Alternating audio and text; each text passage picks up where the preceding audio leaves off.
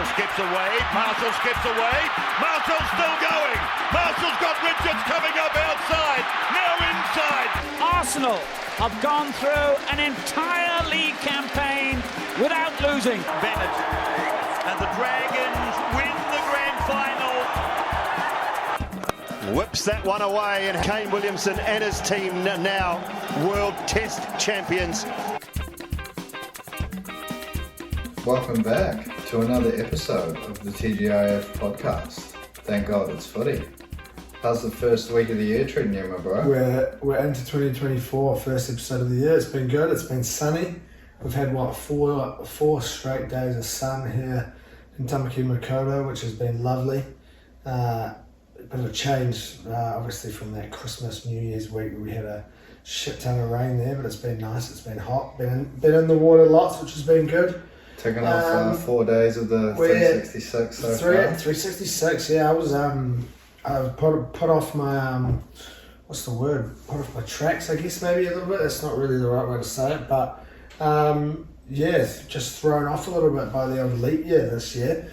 So an extra day to get involved. So I'm sure there's no harm in that. February, the end of February is usually quite nice. Probably rounded up to about 500 swims for the year. Probably. Yeah, I'd say we'll probably be close to that. At the moment, only 4 of 4. I don't know if I'll be going and collating all my seconds and thirds swims. That's why you just rounded up. Nice, but I'd say we'll be close to that. I'd say we're only at 4 so far. 4 swims, 3 different beaches. Ideally, I thought you had 2 on Tuesday. Was that Tuesday that we swam? Yeah. So I did, you're right, yeah, 2 at Narranac that day. So I've had 5 from 4. Not too bad. Not going to try and, have a double on one day and say I can get out of another day. I was thinking, worst case scenario, if we have anything really bad, there's always that possibility of maybe driving out to a West Coast beach where it's probably not going to have been affected. Quick dip in there. Don't know about doing the old longy rule out there. I was saying to someone before, imagine going out to PR for a swim by yourself and you drown there. It wouldn't be a very good way to die. So, or there's always Lake Pupuki. Lake Pupuki always seems to be open when the beaches turn to shit. It's probably no cleaner than what the beaches would be with a bit of wastewater in them. And there's always the possibility of a little wee ice bath or something like that. The goal was ocean. But we'll see what we can do. We'll try flexibility potentially. A little bit of flexibility. Ideally, no pool scenarios. We're not counting pools. Your little get up will do. Just water. No chlorine in there, is there? No chlorine. No chlorine in that one. Just straight hose water. Yeah, there you go. So we can count something like that. But it's been good. First episode of 2024 though. Been plenty of sport on over the last little wee while, week or so since we spoke to you. We'll get into a little bit about what's been going on a little bit later, but there has been in our own news slowly trickling out over the last week. Obviously Christmas time, the lads are bulking. They're on bulk season, eating 3 meals of ham a day, things like that. Any sort of news, contract, transfer dramas, that sort of stuff, all put on the back burner. But one bloke who was busy yesterday afternoon, coming out a little bit unusually, dropping a press conference, my mate Jerome Luai. Yeah, a little bit of LeBron James about it, when he announced he was going to Miami back in the day. Bit of a press conference for himself, rocking the old backwards hat. Yeah, he was in cruise control. Announcing his deal, a tasty one for himself, for the Tigers. Benji said he's particularly keen to get himself involved, get his hands on Jerome Luai. Potentially a few little similarities there, so you're thinking Benji should be able to shape and mould him nicely and keep him fit this year, ideally. Maybe Penrith rack up another ring. Or maybe see what we saw, with Uppy, when they started to play Mitch Kenny. They did get the start there that last year that he was there and things like that. maybe we see some new young gun come in to take Luai's spot, and maybe they move Luai into like a little 14 role for the last 5 games of the season, just to keep him fresh, keep that shoulder from getting injured. You know, ideally we don't see any damage to that this year. It's going to be a new sort of worry, I think, for Tigers fans watching Panthers games now, hoping that he stays fit for the year after. But yeah, you're right. Lots of similarities. You've seen what Luai's come out and said.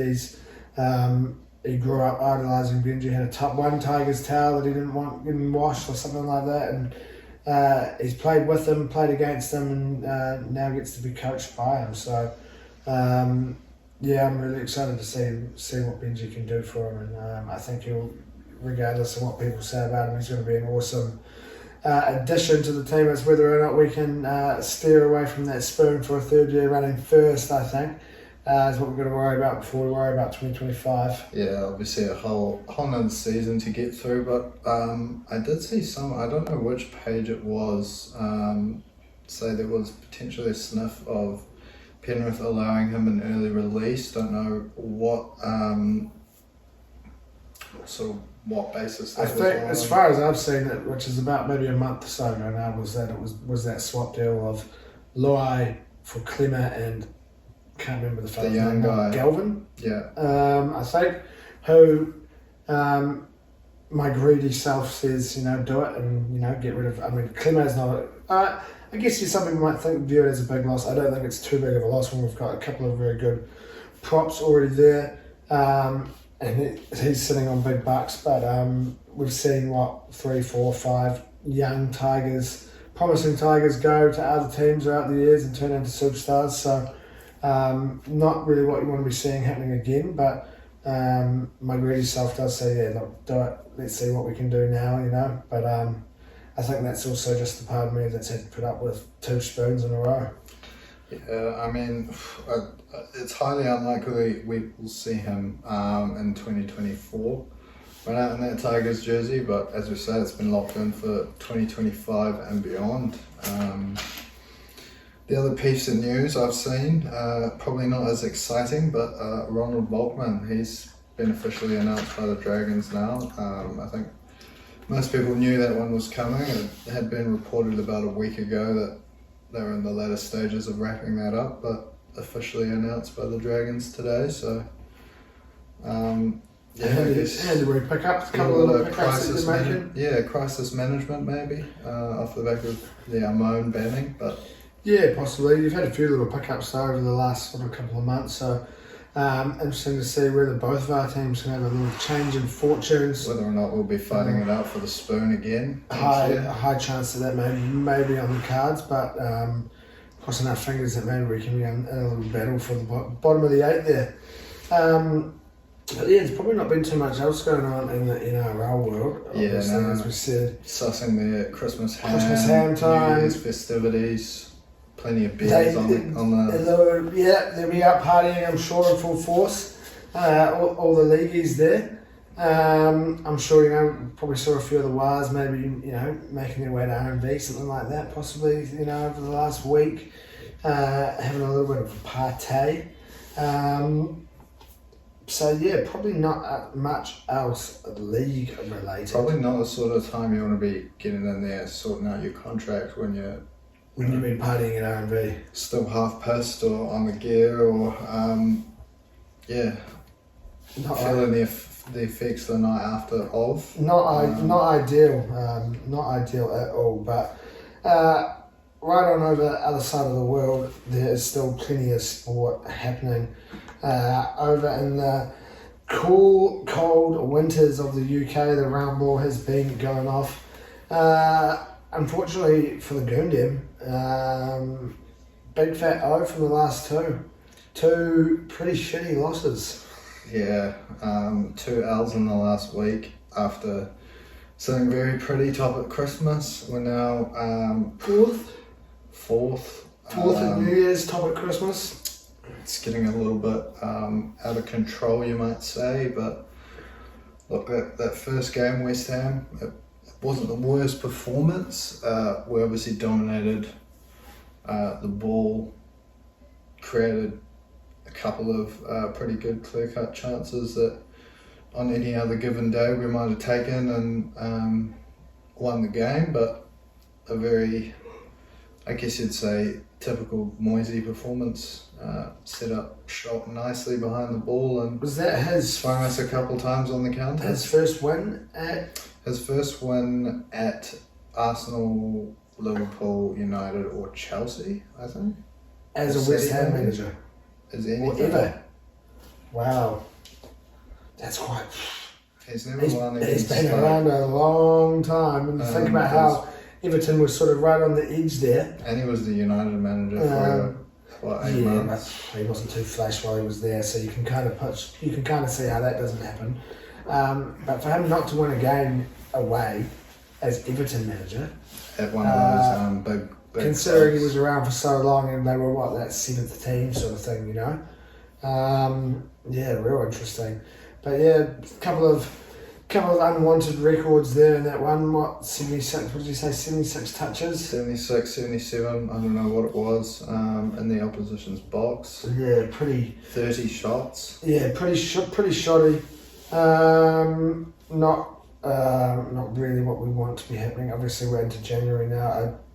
A striker coming in would be ideal. It's what everyone was screaming out for after that performance, but yeah, look, January couldn't have come around at a sweeter time, I guess, for the Arsenal if we are to get a couple of reinforcements in. Fulham, that was at least you can excuse the West Ham performance. It is maybe a rusty day at the office. Trying hard, nothing really much came off, but Fulham just sort of completely outplayed in every sense of the game, and not the sort of Declan Rice, they're a very decent quiet team. again, outplayed by Paulinho there in the middle. Made to look like a sort of a championship looking player. I thought he just made him look like he was a completely different player. What we've seen Fulham at stages this year play some very good football. Obviously, there was a stage there where they were sort of dominating sides, and I think it was sort of like an off day from us and an on day for them, and they capitalised on it. They definitely had the better of the football, and I think probably got us at a good time coming in off that loss, probably feeling a little bit rattled. Right before that transfer window opens, a couple of players possibly, Jesus, I'm thinking is the main one there, wondering whether or not someone's going to be coming in to take their spot. So, getting us at the right time. Just one of our off days, and their day was on. I think was the big thing there. Yeah, look, they are a decent side, but it's sort of not the side you want to be dropping points to if you want to be ending up top of the tree. No, not at all. Come the end of the season there, so hopefully the lads can just sort of write that one off. It's going to be tough. I guess it would have been a lot easier to have just sort of written off that West Ham performance in isolation, but when you compound that Fulham performance as well, it's worrying signs, especially for our next game coming up against Liverpool in the FA Cup. Yeah, going to be a very tough one. Home. This time around, we were at Anfield a week and a half ago. Correct? We were away last time. We were away. Yep. So we are. I knew that we had one. It is home. This game here. So a little bit easier. I don't know whether or not Salah leaves. He's gone, because I was going to say because Tomiyasu leaves, but I'm pretty sure he isn't available for this one. Salah and Endo, so Tomiyasu not available. That's very handy. I think that's a huge one for us. Up for Arsenal. Liverpool also looking a little bit shaky defensively at the moment. They've had a few injuries. I see that they've brought someone back in from loan from Dundee who's looking like he's going to be getting a start. Some young left back, there's a few injuries throughout that back line for Liverpool, but again, probably looking like the inform at the best team in the Premier League at the moment. I'd say Liverpool. Yeah, I mean, City have played pretty well over the last couple of weeks since their last little blip to make their charge back up the table. But considering they haven't had Haaland, I think they have done quite well. Liverpool, obviously sitting there top of the pops. But they needed that losing Salah. I think this next month's going to be a big test for them. I think it's 4 Premier League games without him. So yeah, so it'll be real big for Liverpool whether or not they can. I mean, they've still got Gakpo. Still heaps of very good attacking players, but he's been involved in pretty much all their goals this year. He's the player that you look to when you're out there as a Liverpool player. Pretty sure it's like 22 goal involvements. Yes, something nuts like that. So, huge loss for Liverpool, and it will be a big plus for us not having to come up against them. Yeah, I am a little bit worried about no Tomiyasu though, because we have sort of, I don't know, left back sort of been a point ever since he was injured. Zinchenko, as good as he is on the ball, he might be better suited to playing midfield compared to left back. I've heard people saying does so for Ukraine. So interesting to see whether Arteta does. There's rumours we're in for defenders in the transfer window, whether or not that's just centre back cover, because Gabriel and Saliba, they played every single game. Pretty much, since obviously losing Timber right at the start of the season there. And Ben White played a couple early when Gabriel wasn't starting, but I think you can't go past those two if they're fit. But Ben White's having to play right back anyway. So. Yeah, it'd be nice to have a couple of guys to come in if they do need a rest. But yeah, look, the big one's striker. Obviously, lots of talk around Tony when does his ban finish? Will be I don't know if they want to sell him to us. Selling him mid-season as well. It's January 16th, so whether or not we see him move anywhere or not. I think there'll be a few clubs in for him. A lot of clubs needing a striker at the moment. You think of us, Chelsea, United. Take your pick really if you're Ivan Toney. Apparently there's he's got some unexpected sell-on clause from what I've seen here, but I mean it's a bit of a risky bet having not played for the last 8 months. Lots of talk about Dominic Solanke being a target. He's had a good couple of months, but I don't really think it's a good long-term sign. I don't think he's the signing to win us the league. I'm also seeing lots of things that apparently Mbappe would be very interested to come to Arsenal. They go out there and win the Champions League this year, let's say. They go out there and win the Champions League and he wants something new, a bit of a fresh challenge, He's on a free, isn't he? I don't see him staying in France his whole career. And very good mates with Saliba, apparently. Apparently he's said, which is probably the biggest load of bullshit, but apparently he said to Saliba that he would like to come and join us next season and to save him a spot in the dressing room. So, whether or not we see Mbappe lining up there as a striker, I mean, I don't think that would be anything. I don't think that would be possible in January, to be fair. Not in January, no. But possibly maybe, someone like a Solanke for, like a little loan. No, I don't see Bournemouth loaning us apart from accepting like 80 million for them or something ridiculous. So I don't know what we do there. Has he scored 2 hat-tricks in the last month or something? This is where it would have been good to see Bellingham given a chance, I think. Yeah, look, would have been the perfect time to bring him in, see if he could score a few goals for us. But look, I guess we'll just have to wait and see. It's only the 4th of January. Usually not too much action. Not till the end of the month, the latter end of the month. So we'll see what happens there. But look, Tomiyasu, he's off to the Asian Games. Thomas Partey has not been included in the Ghana squad due to injury, so whether or not we see maybe some midfield cover, some defensive cover also coming in. I think that's what Arteta's been talking about, but look, surely it's a striker. That's the end goal, I think. We need everyone's- some goals. Everyone We need sees someone it. to finish off all these bloody chances that we're making, so it would be ideal.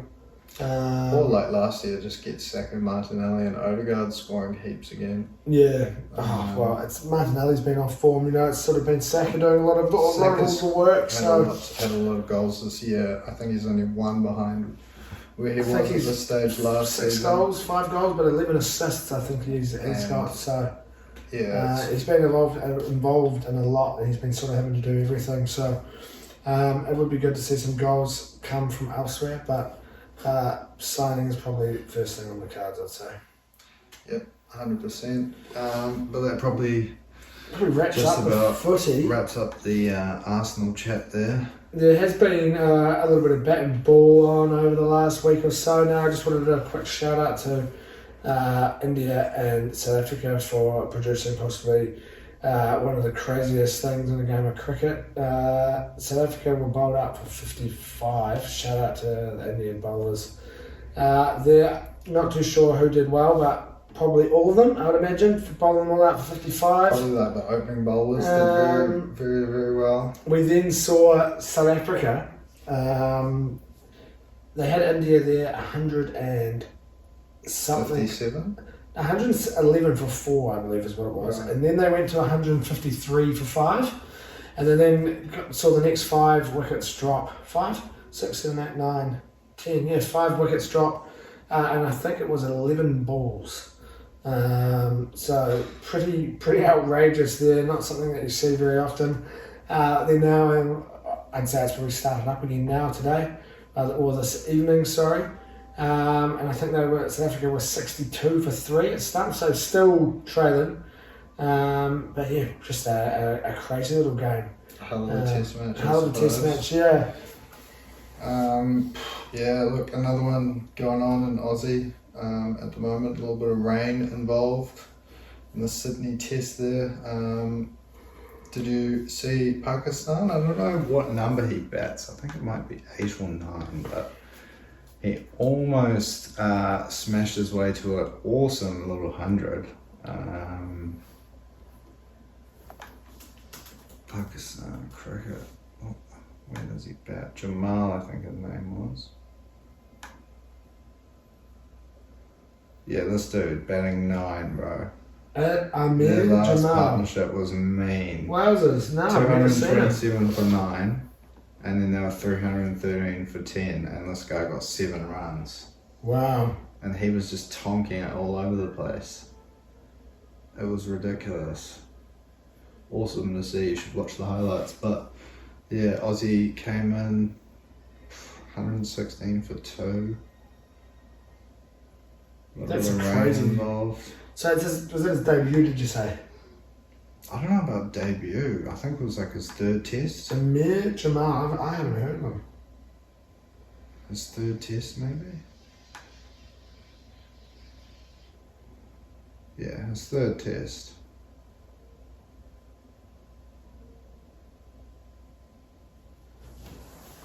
He made his debut at the first game of the series. Oh, okay, yeah. Good on him. He was Go back to that, sorry, which featured an impressive a switch hit for 6. Wow. He was tonking it, bro. He got Good on heaps him. of 6s. Let's see. Can we see this here? 4 6s and 9 4s. Jesus, They that's were crazy, smoking yeah. it. That's nuts. So shout out Amir Jamal for a hell of an innings. The Black Caps winning the 3rd T20 there up against Bangladesh after the 2nd washed out. Yeah, bit of a bugger of the old All weather. 3 games rain affected, so typical New Zealand summer, I suppose. New Zealand cricketing summer. Pretty typical, isn't it? Yeah. Was it just 3 2020s? 3 2020, so Bangladesh, I think they're off to wherever they go next, probably home. But Yeah, I think the next on the cards is Pakistan. Once they finish with Australia. Come to our shores, I believe you're right there. For a few 2020s. But obviously, yeah, Black Caps. South Africa, though, did you see the squad they named to go come to play Australia? No, to come here. To come here, like a B team? Yeah, complete B team, and they named a dude that has never played before, so he's on debut and he's their captain. Jesus. Well, they're all on debut, aren't they? Well, I think it's like 7 of the 12. I did see something saying that they're all uncapped or something like that. Yeah, like there's only like 5 or 6 of them that have ever been capped, and I think they're not like playing. Do they reckon they'll just roll through us? I don't think they'll just roll through us. I don't know what's going on. Like really unusual, because I saw something saying like, you know, could this uncapped Aussie team beat the Black Caps? Second ever time that a dude has captained their team on test debut when it's not like a... Who was that? Sachin Tendulkar? Nah, some Kiwi dude in 1995. 1905. 1995. Captain on test debut. It's Neil Brand joins the club.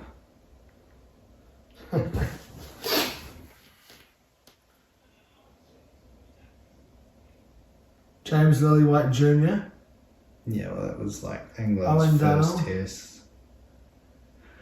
Tom Lowry, shout out, New Zealand's first ever captain. New Zealand's Lee Gurman, appointed skipper in 1995. Is that? I've never heard of him. Go have a little Google of him. How many times did he play for the Black Caps? Do you reckon it was like a similar situation? We've sent someone, Lee Gurman, New Zealand cricketer. Look at him. Lee Kenneth Gurman. He played for the provinces and is the most successful Canterbury cricket captain of the modern era. Okay, so he was probably like a loosely experienced German captain, Canterbury record 49 times, surpassing Graham Daly. Finished international career. How many times did he play?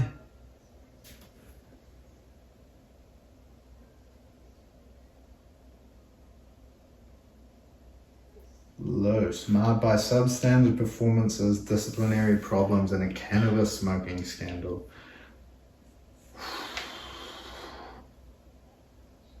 Jesus. So, but is that his? Glenn Turner came in and appointed him as captain because he was a good captain for Canterbury.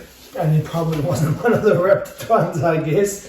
So who was in that sort of 1994, 1995? Hell of a story. We should maybe do a bit of digging into this. 1994, 95, Black Caps scandal.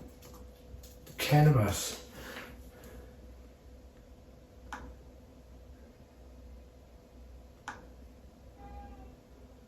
Oh, there you go. There's just a Wikipedia out There's there. a Vice article on it.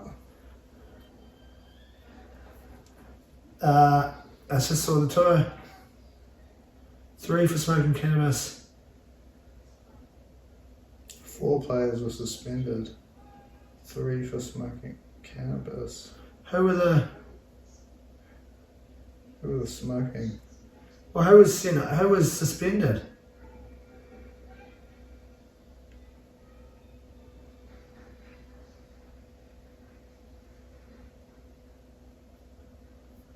I want to know what. It would have said on there, surely. Fleming, Dion Nash. Stephen Fleming, Dion Nash, and Matthew Hart. Wow. Jesus. I bet you no one out there that saw him on those. What were those? What was that ad? Jiu-Jitsu ads. Would have thought he was out there smoking bongs in South Africa. Wow. That's quite interesting, I never would have picked that. Hell of a story. We will have to do a little bit of digging, have a little bit of a read into that, but you wouldn't get away with that these days, would you?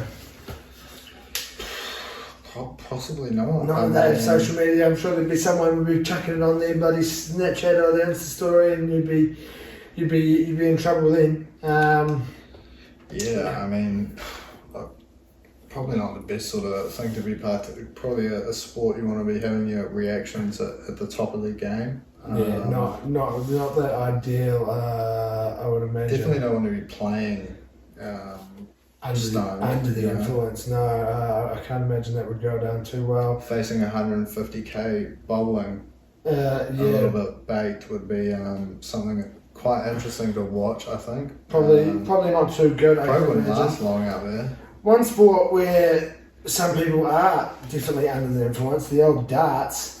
We saw a couple of players throughout the last 16 or 17 days look like they had consumed a few brews. Were up on stage, sealed with a kiss there between Ricky Evans and Daryl Gurney. Old Rapid Ricky was moving around a little bit stumbly there on stage, but we did unfortunately see the end of this tournament. It came to a close this morning, our time here, with the Battle of the Lukes. Now, obviously, the story of the tournament so far, or the story of the tournament has been Luke Littler, the 16-year-old. Looks like he's about 40, young teen darting sensation, making his way all the way to the grand final now. No one too hard along the way, really, up until you can maybe argue the quarterfinal there against Dolan, and then coming in against Rob Cross there in the semi. But coming up against Luke Humphries, one step too far, unfortunately, losing the final to Coolhand Luke 7-4. He was 4-2 up at one stage, had 2 darts for double 2 to go 5-2 up and missed them both. The game-changing moment there, I think that one was. We saw Coolhand Luke then snatch it, goes 4-3, only one set in it there, and we saw him win the next 3 sets on the trot. Unreal play. 23 180s I think he had in the final there in the end. Some unreal stats there in that final, and a really awesome competition, I think. 2 quite evenly matched players, 2 very high scoring players, 2 players that were very good on the double as well.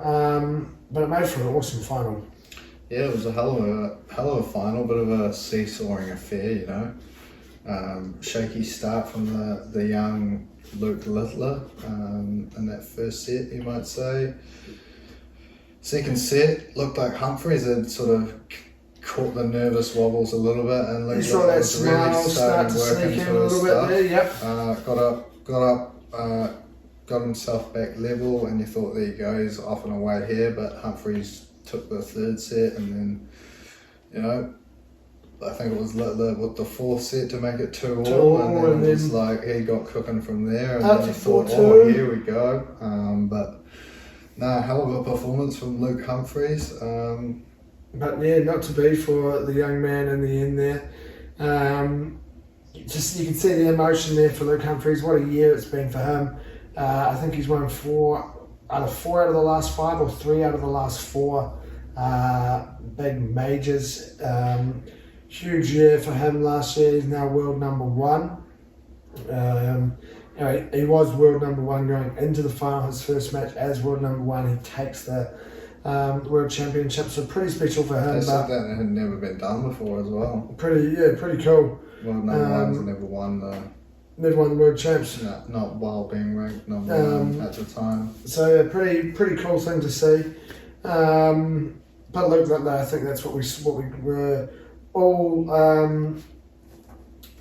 able to see this tournament. That was the big story there. Oh, the story, yeah. And most likely probably see him playing 5-6 nights a week next year, I would say. Not a bad little prize for a 16-year-old, £200,000. Yeah, puts him up to 31st in the order of merit just from that. So I think he had 2,500 prize-winning money from a previous PDC tournament there. I don't know if that comes from winning any junior darts corporation tournaments. But yeah, up into 31st. Imagine that getting convert that at the exchange. What do you call it? Exchange. You're looking at $400,000. $400,000, yeah. That's a 16-year-old. Not a bad little payday there for him. and you're sitting just behind the likes of Dolan and Barney, 2 players that he bet on the way to the final. So probably see a lot more of them. We see the Premier League announced overnight. Obviously the top 4 in the order of merit, joined by 4 invited players there from PDC and Sky. I believe the way that they go off it is sort of players in and around that sort of top 10, or anyone that is going to maybe, is there, I don't want to say off merit as such, but someone who might have dropped off down the order of merit a little bit, who's still a very big name, or someone who's just going to give a lot to the tournament. So you've obviously got Humphreys, MVG, Michael Smith, and the Asp. They're your top 4 in there at the moment, so they automatically qualify. Graham Price is sitting in 5th. I think he gets invited to come along. Obviously, huge name in the sports, makes the sport a little bit of what it is, that sort of intensity. Damon Hedder, I think, gets invited. Another player, I think he's now 11th, either 11th or 10th in the world rankings. Another player, each week we've seen what he does with his walk-ons when he goes to different places in the European Tour. We see him in the Premier League. He will, I'm sure, bring something different for each week he plays at a different place in the UK. I then think we see one of Rob Cross or Chris Dobie. Obviously saw them battle it out there in that quarterfinal to see who would come up against Littler. Either one of those 2 I think could be involved. And then I think the 4th spot goes to Littler. I think there's no reason why they don't invite him to come along. We've seen what he's done for the sport now with this. I think he'll get even more people wanting along to watch it. You'll get more young people playing the sport. I think it would be huge. I think it would be very silly not for them to include him. So I believe, I want to say maybe 4 a.m. we'll probably wake up and we'll have the 8 players announced. So I don't know if I'll be waking up at 4 a.m. No, but I think we'll wake up and it will already be there for us, which will be nice. I think it starts up in February or March, sorry. So we'll be back into a few King of the Ockies. See if we can finally snag one of those big juicy ones. Would be good, but probably wraps us up for another week. First episode of the year. As always, if you've made it this far, thank you for tuning in. Thank you for watching, listening, whatever you may be doing. Remember to give us a like, a 5-star. Subscribe to us on all of your social medias. Enjoy your week ahead. Enjoy any sport you may be getting yourselves involved with. If you're having a punt, do so responsibly, and hopefully we'll see you here next week. Sounds good to me. We'll see you then. Ciao. Marshall skips away. Marshall's still going. Marshall's got Richards coming up outside. Now inside. Arsenal have gone through an entire league campaign without losing. Bennett and the Dragons win the grand final. Whips that one away, and Kane Williamson and his team now World Test champions.